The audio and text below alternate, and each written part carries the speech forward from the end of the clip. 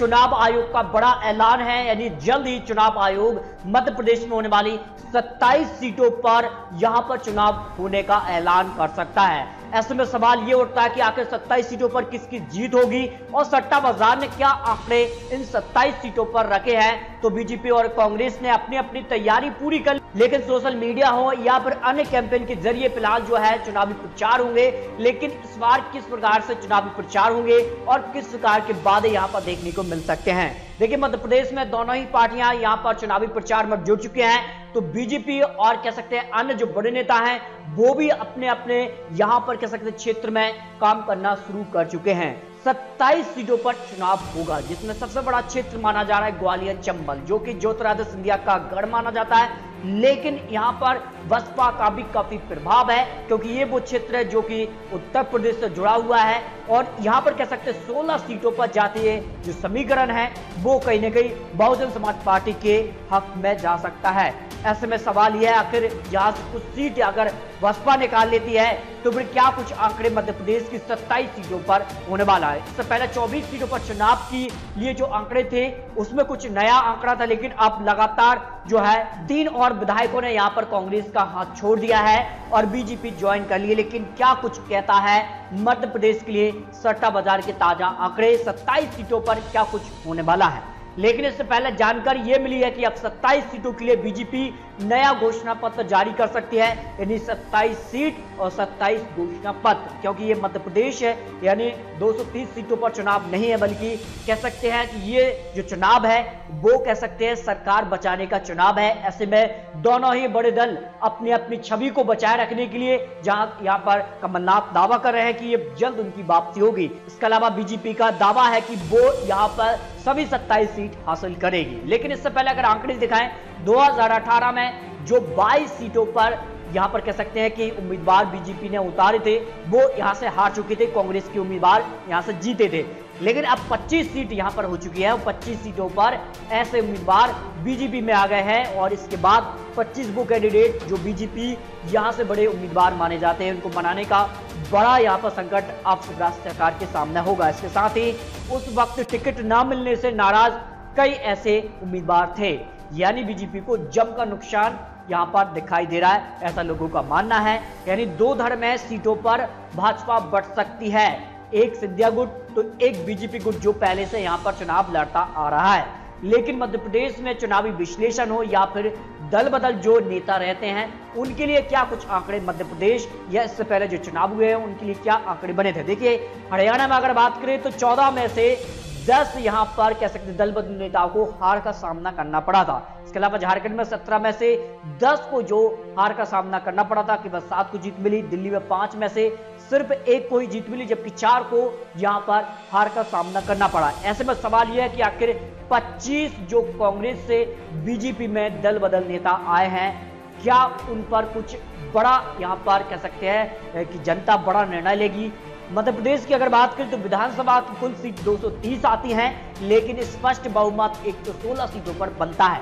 लेकिन 2018 में जनता ने किसी को पूर्ण बहुमत नहीं दिया, तो क्या होने वाला है ये आने वाला समय बताएगा। लेकिन बीजेपी के पास 107 तो कांग्रेस के पास अब 90 विधायक बचे, क्योंकि 2 और यहां पर विधायकों ने कांग्रेस का हाथ छोड़ दिया है। ऐसे में सवाल यह है, क्या जनता इनको एक बार फिर से चुनेगी। जो कांग्रेस की तरफ से चुनावी मैदान में 25 विधायक थे जिन्हें जनता ने चुना, अब वही विधायक यहां पर बीजेपी की तरफ से जनता के सामने जाएंगे, तो क्या जनता इनको एक बार फिर से जीत दिला पाएगी, ये बड़ा सवाल है। लेकिन इससे पहले जो सर्वे किया गया था उस सर्वे में कांग्रेस को जनता ने यहां पर साथ दिया था और कांग्रेस का जो पलड़ा था वो काफी यहां पर आगे दिखाई दे रहा है। इससे पहले अगर कुछ और आंकड़े आपको दिखाए, कांग्रेस से आए बीजेपी से नए जो उम्मीदवार यानी 25 विधायक जो हैं वो अगर टिकट मिल जाता है इनको 25 को, तो फिर क्या उन्हें जनता एक बार फिर से चुनेगी, ये बड़ा सवाल है। इस पर लोगों का मानना है कि हाँ, 18% लोग कहते हैं कि जनता उन्हें चुन लेगी, लेकिन 80% लोग कहते हैं नहीं,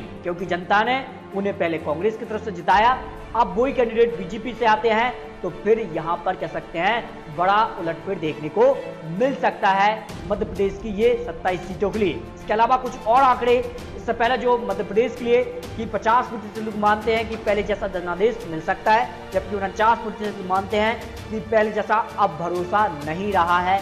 यानी कह सकते हैं ज्योतिरादित्य सिंधिया पर लोगों का भरोसा कम होता नजर आ रहा है, जो सोशल मीडिया पर इस तरह की खबर चल रही है। इसके अलावा अगर बात करें मध्य प्रदेश उपचुनाव से पहले किसका पलड़ा भारी, देखिए शिवराज सरकार के साथ लोग हैं 49%, तो कमलनाथ सरकार के साथ यहां पर 51% लोग यहां पर साथ है। सारे आंकड़ों के बाद अगर बात करें तो किस प्रकार के आंकड़े किसके पास हो सकते हैं। देखिए अगर बात करें बीजेपी के लिए तो बीजेपी वर्तमान में 107 यहां पर आंकड़ा है, लेकिन 5 अन्य का उनको समर्थन है। ऐसे में बीजेपी का जो आंकड़ा है वो 112 का आंकड़ा है। ऐसे में अगर उन्हें 116 का आंकड़ा चाहिए तो 4 सीट और चाहिए, वो आराम से 116 जो बहुमत का आंकड़ा उसको पार कर लेगी बीजेपी।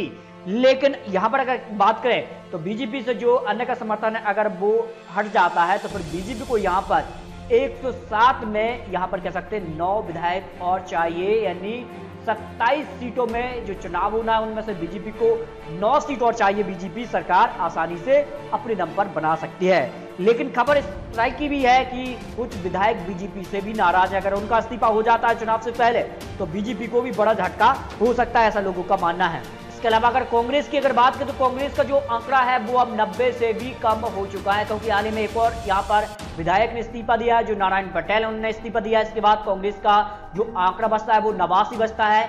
अब कांग्रेस को अगर अपने दम पर जीतना है तो यहां पर 27 की 27 सीट चाहिए, तब जाकर वो 116 के आंकड़े तक पहुंच रहे हैं। लेकिन इसके अलावा अगर बात करें तो बीजेपी का जो संख्या बल है अगर इस्तीफा हो जाता है तो फिर कांग्रेस को इससे फायदा होगा। इसके अलावा अगर बात करें तो जो कांग्रेस में पहले उनका जो 7 का समर्थन था, अगर वो 7 का समर्थन वापस मिल जाता है कांग्रेस के लिए तो फिर कांग्रेस को यहां पर 20 सीट चाहिए इन 27 सीटों में से जीत दर्ज करने के लिए। यानी कांग्रेस के लिए भी दरवाजे फिलहाल खुले हैं, लेकिन कहीं ना कहीं बीजेपी में जो कांग्रेस के विधायक जाते नजर आ रहे हैं, इससे कांग्रेस को जमकर नुकसान होता नजर आ रहा है। अब देखिए सट्टा बाजार या अन्य जो यहाँ पर ओपिनियन पोल तैयार किए गए उनके आंकड़े क्या हैं, 116 सीटों के लिए जनता का मन क्या है और किसके साथ जनता जाती नजर आ रही। देखिए अब देखिए 27 सीटों के लिए सट्टा बाजार या फिर अन्य ओपिनियन पोल या बड़े एक्सपर्ट लोग ने जो आंकड़े रखे हैं वो क्या आंकड़े रखे हैं। देखिए बीजेपी को 6 से 10 सीट, यानी बीजेपी को यहां पर जो समर्थन है उसके दम पर तो 4 सीट चाहिए बीजेपी को अपनी सरकार बचाने के लिए, और अपनी दम पर अगर सरकार बनानी है तो 9 सीट उनको चाहिए। यानी अगर 9 से कम मिलती है तो फिर बीजेपी का यहां पर खेल बिगड़ सकता है। ये मध्य प्रदेश उपचुनाव के लिए ताजा आंकड़े यहां पर निकल के सामने आ रहे हैं। अब देखिए कांग्रेस के लिए जो यहां पर आंकड़े निकले हैं वो है 15 से 21 सीटों के आसपास कांग्रेस को सीट मिल सकती है। देखिए कांग्रेस को यहां पर सरकार बनाने के आंकड़े यहां पर दिखाई दे रहे हैं, क्योंकि 20 सीट कांग्रेस को चाहिए अगर सरकार बचाना है, उनके लिए सरकार में वापसी करनी है, प्लस 7 अन्य का जो पहले समर्थन था। ऐसे में जो कांग्रेस है उसका आंकड़ा 27 सीट तक पहुंचता है, यानी 116 का आंकड़ा कांग्रेस भी आसानी से छूती नजर आ रही है मध्य प्रदेश के लिए जो उपचुनाव होना है। लेकिन आने वाले समय में जो है अन्य जो जानकारी है बहुत जल्दी यहाँ पर मिल जाएगी, क्योंकि चुनाव आयोग ने जो है यहाँ पर जानकारी दी है कि सितंबर अंत तक मध्य प्रदेश उपचुनाव करा लिया जाएगा। इसके अलावा अगर बात करें तो गुजरात में भी 8 सीटों पर चुनाव होना है। इसके अलावा अगर बात करें इसके अलावा अन्य राज्यों में भी उपचुनाव होंगे। तो सभी की जानकारी अगर आप पाना चाहते हैं चैनल को सब्सक्राइब कर लीजिए। लेकिन आने वाले समय में किस प्रकार के आंकड़े बनेंगे, किस प्रकार से चुनावी प्रचार होंगे, उसके बाद आंकड़े बदल भी सकते हैं। लेकिन आपको क्या लगता है मध्य प्रदेश की 27 सीटों पर किसकी होगी जीत, किसकी होगी हार? अपनी राय कमेंट बॉक्स में रख सकते हैं।